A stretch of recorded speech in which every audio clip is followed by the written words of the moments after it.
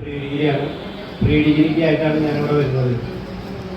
അങ്ങനെ വന്നു കഴിഞ്ഞപ്പോഴാണ് മാഷ് വീടിനടുത്ത് രമേശൻ മാഷ്, പിന്നെ ലളിത ടീച്ചറുടെ ഒപ്പം അവർ കോളേജിൽ പോയിരുന്നപ്പോൾ എൻ്റെ അപ്പച്ചൻ്റെ മൂത്ത ചേട്ടൻ്റെ 2 മക്കൾ ടീച്ചറൊപ്പമാണ് തലൂർക്ക് പഠിക്കാൻ വരുന്നത്. അവരുടെ കൂടെയാണ് ഞങ്ങൾ പോയിരുന്നത്.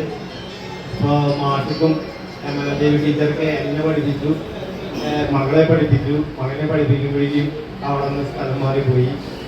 ഇവർ 2 പേരും പഠിച്ചത് സെൻറ് ജോർജ് സ്കൂളിലാണ്.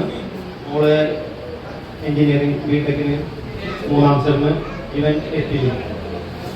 വൈഫ് പുറത്താണ്. കഴിഞ്ഞ ദിവസമാണ് പോയത്.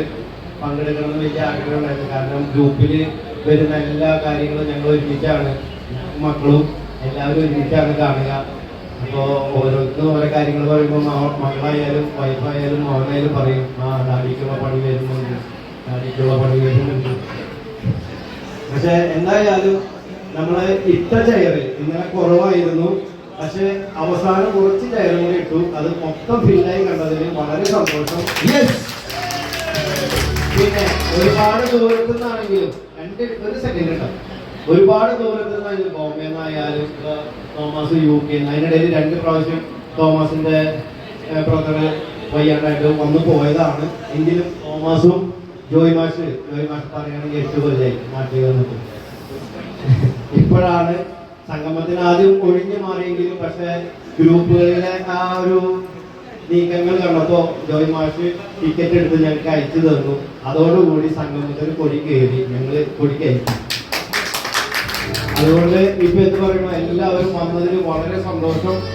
ഇതില് 37 വർഷം മുന്നേ നമ്മൾ ഒരെടുത്ത ഫോട്ടോ ഒരാൾ സൂക്ഷിച്ചിരുന്നു, ഷീജ. അത് ഗ്രൂപ്പിൽ ഇട്ടപ്പോൾ തന്നെ സന്തോഷമാണ് പറഞ്ഞത്. ഞാൻ ഒരുപാട് തരുന്നു. ശൈലിയോട് പറഞ്ഞു നമ്മൾ ഒരുമിച്ചൊരു ഫോട്ടോ എടുത്തിട്ടുണ്ടെന്ന്. അതില് കണ്ടുപിടിച്ച് വന്നപ്പോൾ ജോയ് മാസ്റ്റർ അലീനായിട്ട് ഞാൻ പരിചയമുണ്ടായിരുന്നു. ആള് ബോംബെയിലായിരുന്നു. വന്നപ്പോൾ ഞങ്ങൾ നാട്ടിൽ ഫ്രണ്ട്സ് ആയിരുന്നു. ആ ഫോട്ടോ ഞാൻ മാഷിക്ക് അയച്ചു. മാഷ് അങ്ങനെ കോൺടാക്ട് ചെയ്ത് അവരിപ്പോൾ വീണ്ടും എനിക്കൊരു ഫ്രണ്ടായിട്ട് കിട്ടി. കഴിഞ്ഞ ദിവസം വിളിച്ച് കുറേ നേരം സംസാരിച്ചു. അപ്പോൾ ഒരുപാട് പേര് ഇതിൽ വന്നു. അച്ഛൻ വന്നു, നമുക്ക് എഞ്ചിനീയേഴ്സും ഡോക്ടേഴ്സും വക്കീലന്മാരും എല്ലാവരും നമ്മുടെ ഈ ട്യൂട്ടോറിയൽ കോളേജിൽ നിന്ന് പൊന്തി വന്നതിന് വളരെ സന്തോഷമുണ്ടെന്ന്, വളരെ അഭിമാനം കൊള്ളുന്നു. ഈ സംഘാടക സമിതി, സീനായി കോളേജിന്റെ സംഘാടക സമിതി വളരെ അഭിമാനത്തോടുകൂടി പറയാണ്, ഇത് വിജയകരമായ ഒരു പരിപാടിയാണ്. അതുപോലെ തന്നെ ഒരു കാരുണ്യ പ്രവർത്തനം നമുക്ക് ചെയ്യാൻ പറ്റി. ജോയ് മാഷിന് അതിനെപ്പറ്റി പറഞ്ഞു. അതിന്റെ ഫോട്ടോസൊക്കെ നിങ്ങൾ ഗ്രൂപ്പിൽ കണ്ടിട്ടുണ്ടാവും. അതുപോലെ തന്നെ ഒരു ജീവകാരുണ്യ പ്രവർത്തനമാണ്. നമ്മുടെ ഇവിടെ പഠിച്ചൊരു കുട്ടി ഏറ്റവും കൂടുതൽ എന്താ പറയാ, ഒരു സാമ്പത്തിക സ്ഥിതിയിലെത്തിയപ്പോൾ കുറച്ച് നമ്മുടെ പേർക്ക് വീടില്ലാത്തവർക്ക് സ്ഥലം കൊടുക്കാമെന്ന് ഇന്നിവിടെ അനൗൺസ് ചെയ്തത്. നമ്മുടെ വാർത്ത ഇന്ന് മനോരമ പത്രത്തിൽ വന്നിട്ടുണ്ട്. സീനായി കോളേജിന്റെ എല്ലാവരും ശ്രദ്ധിച്ചിട്ടുണ്ടാവും തോന്നുന്നു. നാളെ ഫോട്ടോ അടക്കം ഈ വക കാര്യങ്ങളെല്ലാം പത്രത്തിൽ വരുന്നതായിരിക്കും. കാരണം ഇങ്ങനെ ഒരു ജീവകാരുണ്യ പ്രവർത്തനവും അതുപോലെ തന്നെ അവിശ്വസനീയമായ ഒരു കാര്യവും ഞാനിവിടെ കണ്ടു. കഴിഞ്ഞ ദിവസം തന്നെയാണ് പേപ്പറിൽ കണ്ടത്. വയനാട് ജില്ലയിലെ ചൂരൽമലയിൽ അപകടം ഉണ്ടായപ്പോൾ 4 ലക്ഷം രൂപ ചെളിയിൽ പൊതഞ്ഞു കിടന്നിട്ട് എടുത്തു കഴിഞ്ഞപ്പോൾ ചിലപ്പോൾ വീട് വയ്ക്കാനായിരിക്കാം, ചിലപ്പോൾ മക്കളുടെ കല്യാണത്തിനായിരിക്കാം, അതൊക്കെ നഷ്ടപ്പെട്ട് ആരെയാണെന്ന് അറിയാതെ 4 വ്യക്തികൾ അത് അനധികൃതമായി വാങ്ങാൻ വേണ്ടിയിട്ട് അവിടെ ചെന്നിരുന്നത് കേട്ടപ്പോൾ വളരെ സന്തോഷം തോന്നി. മനസ്സിലായില്ലേ? സന്തോഷം എന്ന് പറഞ്ഞാൽ ദുഃഖമാണ് കേട്ടോ.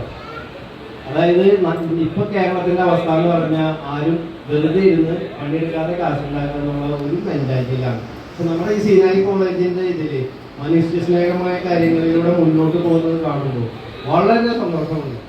അതിന് തന്നെ ആ വ്യക്തിക്കും, പേര് പറയുന്നില്ല, ആ വ്യക്തിക്കും നമ്മളെ സംഘാടക സമിതിക്കും അതുപോലെ തന്നെ സഹകരിച്ച എല്ലാ സ്റ്റുഡൻസിനോടും വളരെയധികം നന്ദി പറഞ്ഞുകൊണ്ട്